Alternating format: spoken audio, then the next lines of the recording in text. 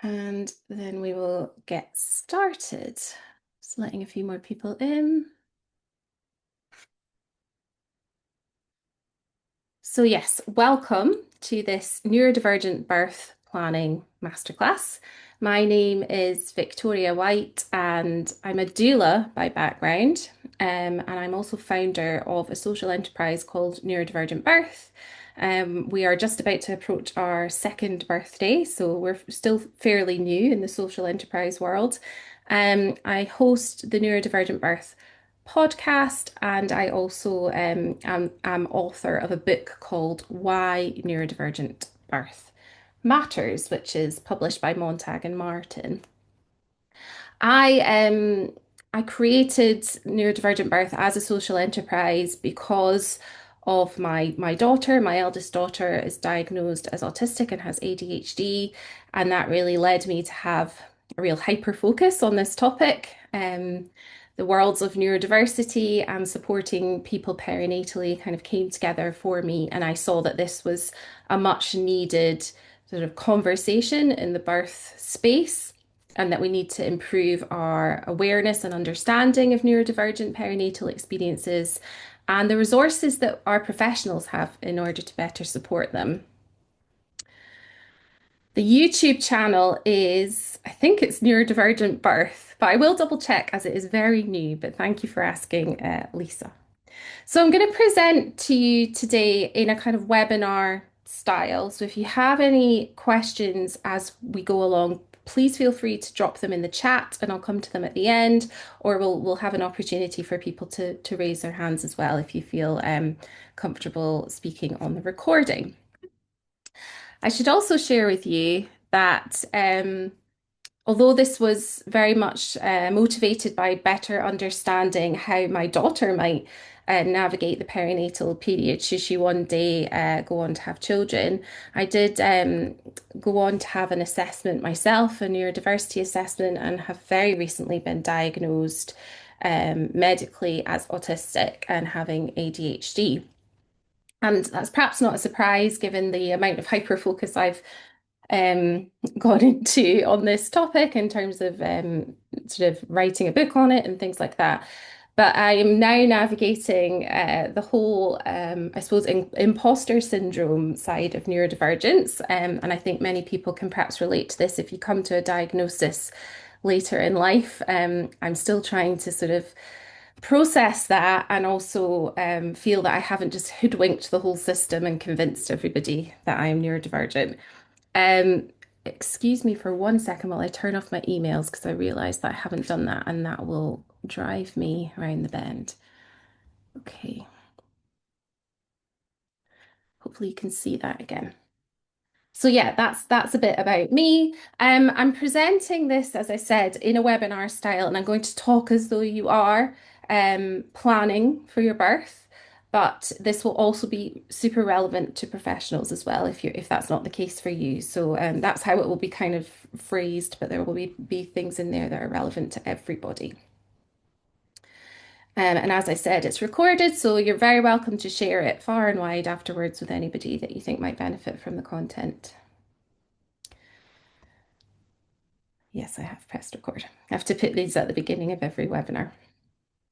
So today we're actually going to explore four key themes, or what I call the support pillars of neurodivergent birth, which you may have heard of before because we talk about them a lot in our workshops and on our social media and in the book if you've read the book. And those are sensory processing, communication, executive functioning, and mental health. And each of those themes, those support pillars, highlights really kind of unique considerations for neurodivergent individuals in the context of birth planning. So it's absolutely a personal decision regarding whether or not you plan for your birth. You might feel that given the unpredictable nature of birth, that you're drawn towards not making a plan in case you are disappointed. And perhaps you'll have heard phrases like, I'm just going to go with the flow, or your birth plan will go out the window. However, the fact that birth is unpredictable could arguably be the main reason why preparation is so important. And in fact, by preparing for what might happen, that will hopefully give you a sense of agency and support informed decision making. Because there are lots of decisions, there are lots of choices when it comes to labour and birth. And there's a really big difference between going with the flow of your body and its physiology and going with the flow of birth within a more clinical setting, because that is often against the flow of physiological birth due to constraints such as routine interventions, unfamiliar environments, and unfamiliar people as well. So, research actually tells us there was a study in 2022 that tells us that birth plans are linked to greater satisfaction and positive outcomes.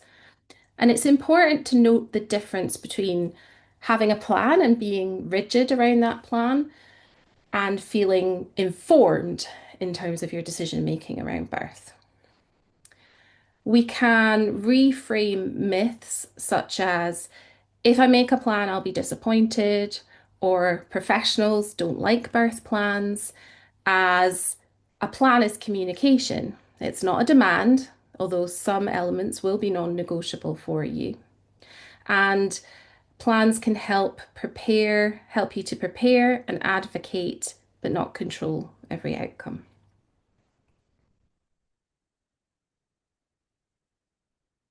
I really like this quote. It's actually from Eleanor Roosevelt. It takes as much energy to wish as it does to plan. So when we think about that in the context of planning for birth, redirecting the energy that we might be putting into hopes and wishes for the birth into doing research, making informed decisions, and communicating what would help us and what we hope for our births with the people who are supporting us. In terms of the practical side of planning, it can be very helpful for clarity, particularly if you're a neurodivergent person, or you may be communicating your plan with people who have ways of learning or ways of communicating that are different to yours. Then bullet points or visual icons for clarity can be useful. It's an opportunity to share uh, what you wish to share, or what you feel comfortable sharing about your neurodivergence, if you know that you're neurodivergent or you self-identify as being so. It's very important to make multiple copies because they will disappear in lots of different directions, and you will come across multiple people during your labour and birth who you want to make sure have a copy of your birth plan. And I actually recommend taking some blue tack with you or sticky tack and sticking it on the birth room door. And we'll talk a bit more about that later as well. And look at it as an evolving live document, if you like. It's something that you will review and update as pregnancy progresses. So what goes into a birth plan? Well, there are kind of core elements to consider, and these are present in almost all antenatal education where birth plans are referenced. So it will include things like where you want to give birth, your preferences around pain relief or comfort measures, your preferences around monitoring and interventions that might be offered to you, your first moments with your baby, and how you wish to be supported, what helps you to feel supported emotionally, and what helps you to feel safe. But there are also other layers that we can include in birth plans that take into consideration our neurodivergent support needs. So those will be related to the sensory environment and how we feel within our birth environment from a sensory perspective. We can share our communication preferences, the sorts of supports that we might need with our executive functioning and mental health support as well. And these are the four support pillars of neurodivergent birth. We like to focus on these as themes at Neurodivergent Birth CIC because we're trying to move away from I suppose people focusing specifically on diagnoses and diagnostic criteria and recognizing that most neurodivergent people have co-occurring things going on. They may identify as having multiple neurodivergent presentations and actually getting to know each trait related to each diagnosis in the manual, the diagnostic statistical manual, isn't particularly helpful. But looking at key themes that people can experience is helpful. And actually, all of these four support pillars are hugely impacted in the perinatal period, as we're going to see. Okay, so the four support pillars of neurodivergent birth. Let's start by looking at sensory processing in a little bit more detail. So, sensory processing refers to how the brain receives information from our senses, how it filters that information and responds to it. And it's commonly known that many neurodivergent people experience differences and, in some cases, challenges with their sensory processing.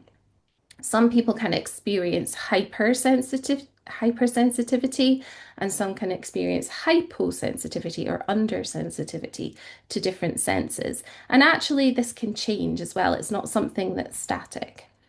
So we often talk about five senses: sight, sound, touch, taste, and smell. But there are other senses as well. In fact, in some literature, there can be up to 35 or more senses, depending on what you're reading. But we like to focus on eight senses. So, in addition to the common five, we also talk about proprioception, which is a sense of our environment and our body's movement within that surrounding spatial environment.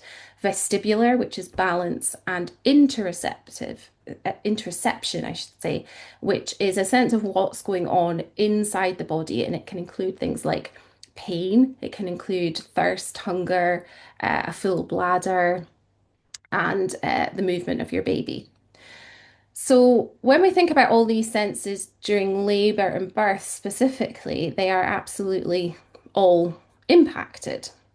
And it can be useful to think about your own sensory profile as a neurodivergent person and identify how your sensitivities might impact your birth experience. You can then look into strategies for creating a sensory friendly birth environment that's specific to you. So that might include things like dim lighting, it might include calm sounds. These are all things that help with the production of oxytocin anyway, so it's kind of beautifully aligned in that sense. And you can introduce tools, sensory tools like noise cancelling headphones. It might be sensory blankets, weighted blanket, or fidget toys. And by practicing self-care techniques that help you to manage your sensory overload as well. So these are all things that we can think about in advance and we can communicate with our healthcare professionals via the birth plan that we're working on, including those preferences and sharing them with your support team. It's also important to talk a bit about pain as well. There's often a misconception that neurodivergent individuals, particularly those who are autistic, have a high tolerance for pain, but actually the reality is much more complex than that. Some people are hypersensitive, some are hyposensitive. It's influenced in the moment by other things going on, like stress, sensory overload, fatigue. And also, many neurodivergent people can have difficulties locating the source of pain and difficulties or differences in how they communicate pain. So, when healthcare professionals rely on expected pain behaviors only to indicate how somebody is getting on, or the progress of labor, then we can miss out on information because it may be that for this individual, it's just communicated in a different way or it's not felt in the same way.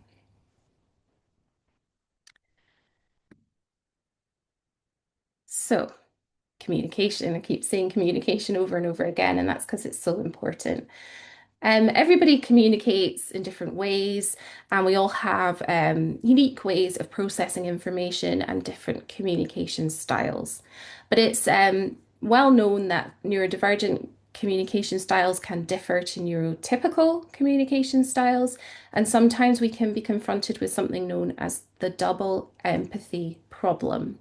So the double empathy problem is a term that was coined by a sociologist and autistic researcher called Damien Milton. And he uses the term to describe that when people experience the world in a very different way, for example, a neurotypical person and a neurodivergent person, it can be difficult for them to express empathy for one another. And that can really impact communication styles. When we think about communication in the context of the perinatal time, a lot of it happens in pregnancy, and we need to make sure that antenatal education is accessible in that sense. But also during labour and birth, a huge amount of information is communicated, and during a very often kind of difficult time to receive that information. So in labour, somebody might be non-verbal or using fewer words. We might be communicating differently because we're experiencing pain, exhaustion, sensory overwhelm. Our ability to advocate clearly for ourselves might be impacted. We might be struggling with the medical jargon. If we think about the information that's shared, in particular during labour, it is often highly medical. We're being asked to make complex medical decisions, often with time pressure, and when we're experiencing all the sensations of labour as well. We can feel excluded from communication, and a study in 2022 reported, based on a group of autistic women who were interviewed about their births, that was one of the kind of highlight things that the study highlighted was that they felt excluded from communication. We might also feel rushed or pressured to make decisions without truly understanding the choices available to us, which impacts our ability to give informed consent. We might struggle with too many people speaking at once, being touched or moved without verbal explanation, and feeling pressured into decision making. It can be helpful as part of the birth planning process to think about role playing some scenarios in advance. So, for example, with an advocate, a birth partner, somebody who's trusted, you can play out some possible common scenarios. For example, discussing pain management options and role play how you would like to communicate effectively in the moment. Agreeing phrases, perhaps, that your birth partner or advocate can use on your behalf. Overall, the power of clear communication can't be underestimated in ensuring a positive birth experience. And adjustments in communication that might help can include asking somebody to speak on your behalf, asking for information to be delivered at a slower pace, using written and visual supports, and even using scripts, so pre-prepared responses or communication cards that have things like, please speak slowly, I need time to think, please don't touch me without asking on them. The birth plan itself is a communication tool. So we're going to talk about that a little bit more, but that's useful to remember. And I think it's also helpful to know that the majority of decisions that need to be made in the birth room are not crisis decisions, and time to process can always be requested. Okay, gonna see. As I said before, if you have any questions or anything you want to share in the chat, then please do, and I'll remember to come to it at the end. Just have a swig of tea. So our third pillar is executive functioning. So in a nutshell, executive functioning is a bit like the CEO in your brain. It's the cognitive skills that we need to execute tasks. It includes things like analysing that a task needs to be done, making a plan about how to execute a task, carrying out the steps, perhaps moving the steps around if needed, and then executing the task in a timely manner. So it includes all those things like organization, planning. It also includes impulse control, attention. It includes regulating emotions as well, which is probably the lesser talked about bit of executive functioning. And there's executive functioning challenges during labour and birth itself, but there's also executive functioning challenges when it comes to this whole topic, making a plan. Planning in itself requires executive functioning. So it might be helpful for you to break down the birth planning process into manageable steps. For example, creating a checklist and then just looking at one particular part of the birth one day and then another part another day, making sure that it feels manageable, not just sitting down to make a plan in one sitting in one moment. You can also take breaks and practice self-care through the planning process. It's not always straightforward making a plan. The act of planning requires doing research and looking into your options. So, what you might produce at the end of that can look completely different for different people, but really the magic is in the planning process and how you get to that point. When we think about labour and birth, as I'm sure many of you know about, or if you've been reading about the physiology of birth, you'll know about. We actually want our executive functioning really to kind of go offline for a period.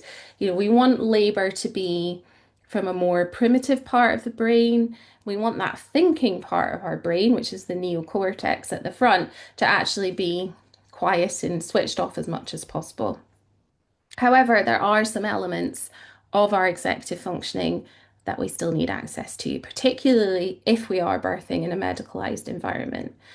So we might struggle with things like forgetting information that we've been told. Perhaps we've thought about the coping tools that we're going to use, the comfort measures, and then we just can't recall the information that we need at the time. We might lose the ability again to advocate for ourselves verbally, which links to the previous topic at the previous pillar on communication.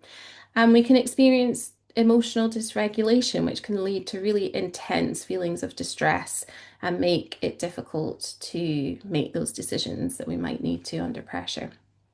So, for example, some people might report, I forgot to ask for pain relief that I wanted, or I couldn't remember the breathing techniques that I'd learned, or when the midwife asked me a question, I just froze.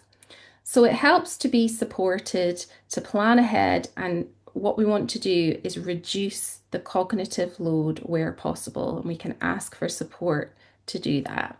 We can prepare a plan, a birth plan that ultimately is going to support the sensory needs that we spoke about in the first pillar and our cognitive needs, in addition to all those preferences for labour birth in the first hours with your baby. We can support our memory recall and information recall by asking somebody to take notes, asking somebody to summarize the key points with us and to debrief information that's been shared.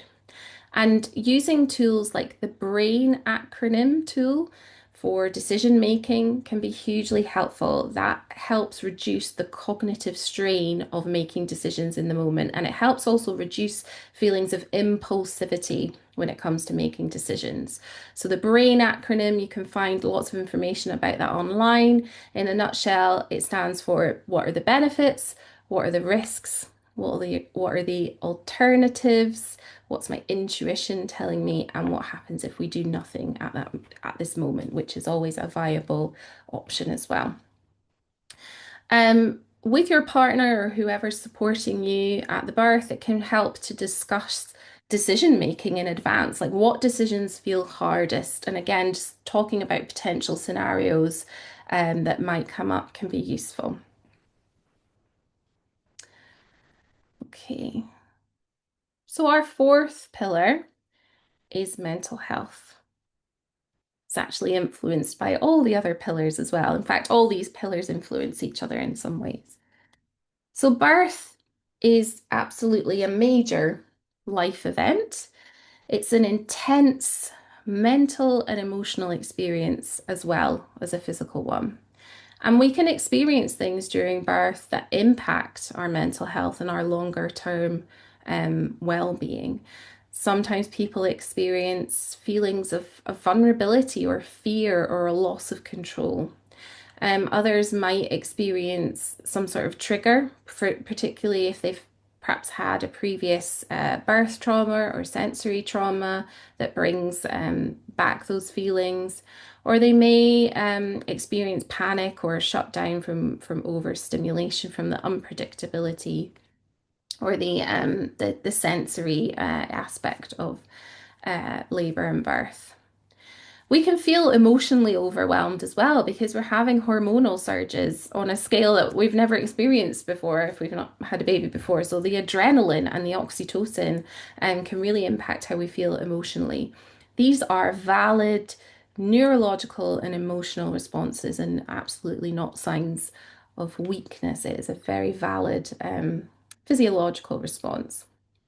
But being neurodivergent adds another layer of complexity to this pillar as well, because of basically coming to this stage of life potentially having had difficulties in the past. Often neurodivergent people come to pregnancy and birth with a foundation of mental health that's been impacted perhaps by uh, difficulties in educational settings or in relationships or in the workplace, and often, being told in some way that we're not enough or we're too much or we just haven't met societal expectations.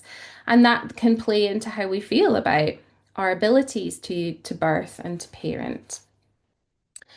When we are struggling with stress and perhaps we're struggling with sensory processing that's intensifying our responses, then we're more likely to become overwhelmed by that kind of perfect storm of unpredictability and sensory overload.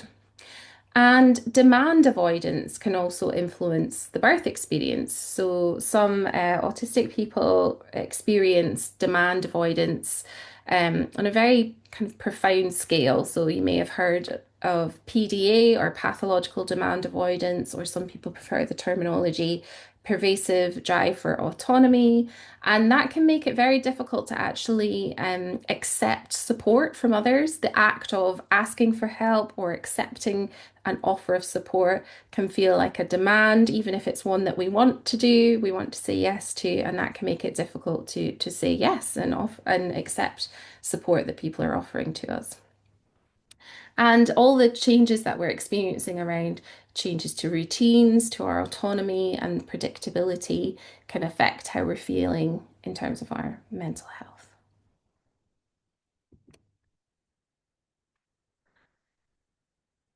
Okay, so I just want to briefly touch on the legal kind of side of things that underpins a lot of what we're talking about this week during Awareness Week, but also just being supported as neurodivergent people in general.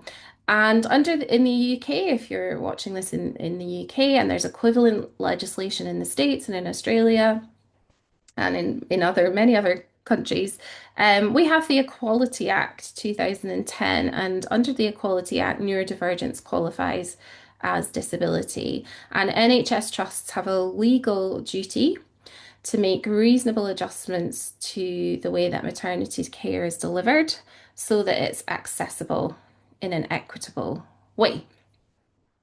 But really, the onus is often put on the person who is pregnant or the birthing person to ask for reasonable adjustments. And that can be difficult because, particularly if you are having your first baby, it's really hard to know what's going to be helpful. Like, what can I ask for? What's going to help in the moment? I've not done this before, so I don't know what I don't know. I don't know what I might need.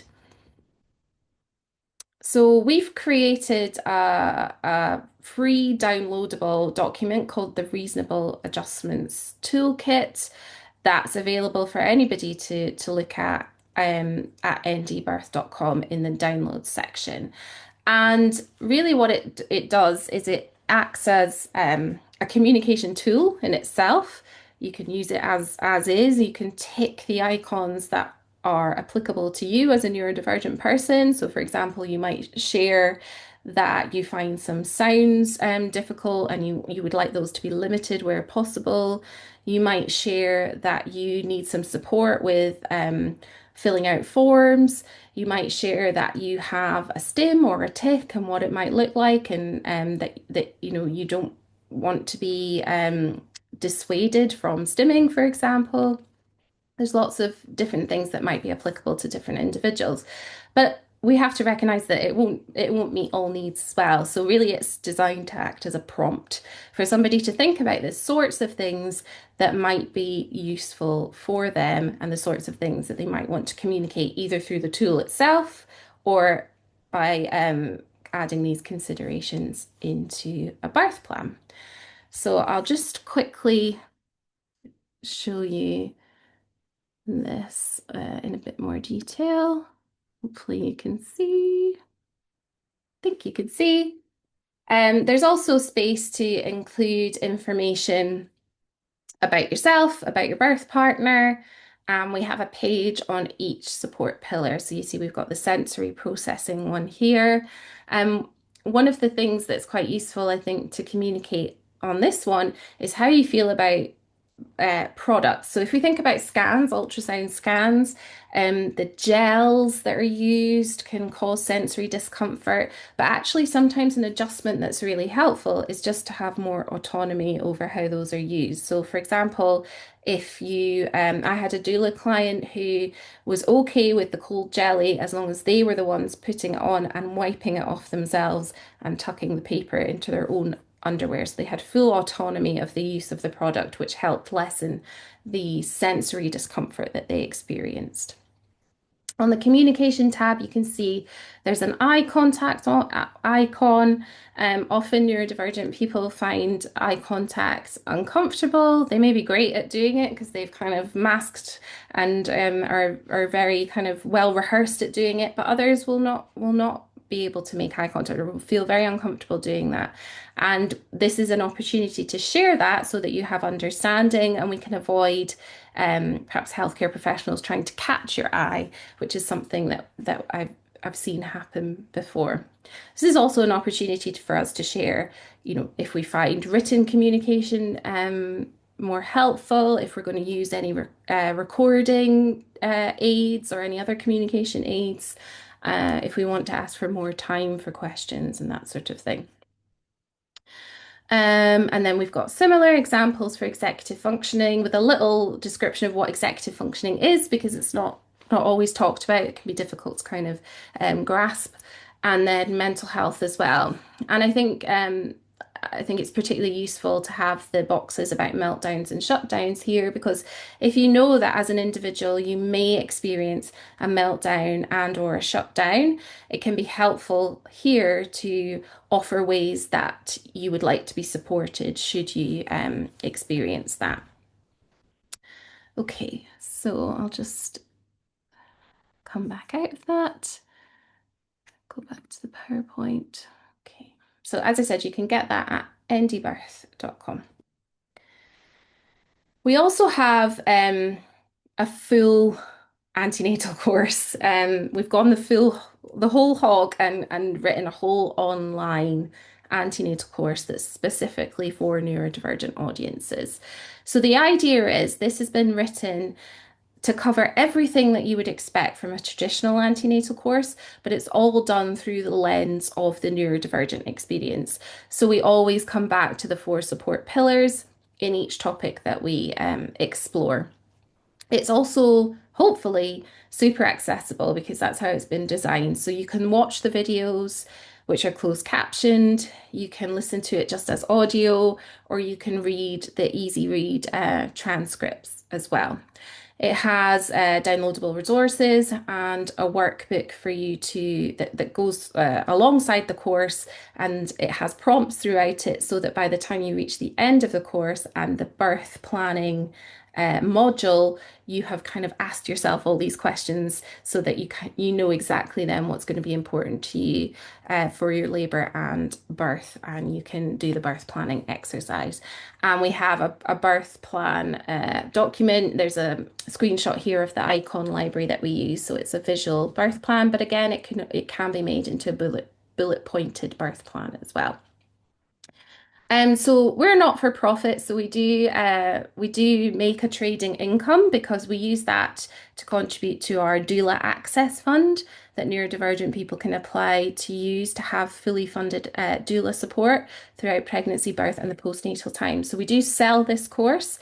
This week we've got a coupon code, which is just NDBAW, which has taken £20 off of the course. It's over 6 hours of video and content, and as I said, is a fully comprehensive antenatal course. However, it's also so important to us that we have that it's accessible. So if you don't have the financial means to pay for the course, you can drop us a line at info@ndbirth.com and we'll send you a very short application form to have a fully funded place on the course as well. Okay. Now, obviously, this webinar has been about birth, but and I'm not going to go into the details of postnatal planning. We do have that in the course if you decide to go and access that. But I think there's just one thing that I would really like to say about postnatal planning, and that is make a plan to access support. Make a plan in advance to access local resources, online resources that you think you may potentially need postnatally. Because by having all of those together, as a list of contacts, as a directory of resources, antenatally, then that will be invaluable should you need any support postnatally. One of the worst times to look for support is when you're feeling vulnerable, you're possibly feeling very sleep deprived, you're healing potentially from birth, and you may be experiencing some demand avoidance around that and around asking for support. So if you can do the work now in pregnancy to plan to access that support, then that will make a huge difference to your postnatal experience should you need to do so. As I said, we are, I suppose, a big fan of how impactful doula support can be on the neurodivergent experience. It's an opportunity to have that continuity of care, to really get to know the person that's supporting you, and for them to get to know your unique support needs. So we have a doula directory. There's over 55 doulas on there. They are either it's free to be listed and to access. They are either themselves neurodivergent or they have had training in supporting neurodivergent service users. And as I said, we have a doula access fund. So again, if that's something you might be interested in, you can drop us an email and we can send you an application form. It's obviously limited because it's related to how much funding and how much trading income we make from our training workshops. But we're really passionate about building that more and more because we see the positive impact that it can have when people have access to really informed, neuroaffirming doula support. And I think that's me come to the end of the presentation. I just wanted to share that if you haven't already looked at the other events on for Neurodivergent Birth Awareness Week, then please do go and have a look online. All of them are free to access. We've been doing lots of different topics, everything from supporting yourself with a baby who is in the neonatal unit through to supporting your mental health as a parent. And if you've missed anything that you think, oh, that would have been really good, then you can access them on the YouTube channel as well. And I will be emailing all of you because you registered for this webinar, the link to that later on this evening. Also, a shameless plug for the book, Why Neurodivergent Birth Matters, which is written for professionals and for parents to be. And 10% of the income from the book also goes to our Doula Access Fund. Okay, so we've come to the end, as I've said. Thank you, Lisa. That's very kind. If anyone's got any questions, you're more than welcome to come on camera and ask them if you feel comfortable doing so, or to put them in the chat. Or if you, like I often do, need some processing time and you want to think about it, you're very welcome to email me anytime. You can see that there, info@ndbirth.com. and we'd be happy to get back to you. And yeah, do feel free to share what we've talked about with any other parents to be or colleagues from the recording of the video. Thank you so much. That's really kind. And yeah, if there's nothing else, then thank you for joining me this evening. I'm very, very grateful. And thank you for supporting Neurodivergent Birth Awareness Week. Okie doke. Show the cover of the book, of course. Let me go back into the share. I don't know if you can see that there. That's not very helpful. It's this purple book down on the the right hand side on the bottom. You can get it on Amazon. You can get it on the Montag and Martin website, or you can get it on our website, ndbirth.com, and we will post it out to you. Thank you very much. Oh, thank you. Kayana's read the book. Thank you very much. Thank you so much. I really appreciate it. Thank you for joining me. And yeah, please join us for another event soon. Oh, is there an audiobook version, Sinead? Not yet. I'm on to the publishers about that. I haven't yet had success. I think we have to maybe get some more reviews first before they'll do that. Is there a discount code to purchase the book? I'm afraid there's not, Lisa, not at the moment, but you can enter our competition that we've got going on at the moment on Instagram.